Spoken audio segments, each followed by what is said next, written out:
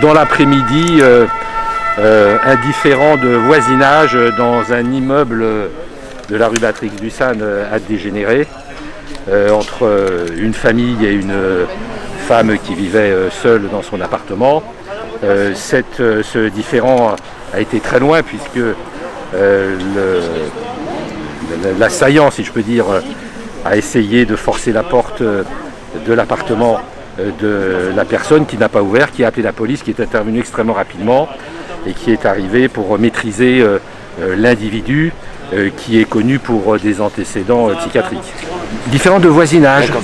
Vous savez, c'est un petit immeuble vétuste et le voisinage, la cohabitation n'est pas toujours aisée, donc c'est à partir de là que l'individu qui est connu pour des antécédents psychiatriques a essayé de forcer la porte après s'être saisi d'un couteau dans la cuisine de l'appartement de ses parents âgés pour essayer sans doute d'attaquer cette personne. Donc c'est la raison pour laquelle il y a une inculpation pour tentative d'homicide et aussi sur personne dépositaire de l'autorité publique, puisque quand les policiers sont arrivés, l'individu s'est retourné vers eux en essayant de les attaquer avec son couteau. Il a été l'objet de tirs de flashball et de taser, ce qui a permis à la police de le maîtriser. Les parents de l'individu essayant aussi de le maîtriser dès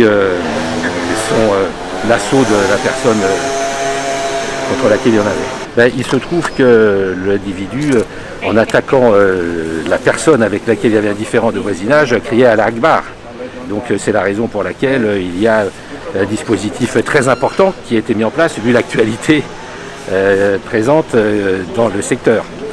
Mais je peux le confirmer puisque moi j'ai discuté avec les parents, j'ai vu l'individu, j'ai vu la personne victime, mais qui n'a évidemment n'a pas été blessée puisqu'elle n'a pas ouvert ses portes. Et donc c'est vraiment un différend de voisinage sur fond d'actualité terroriste. Ah rien, non, ça n'a rien à voir avec un attentat.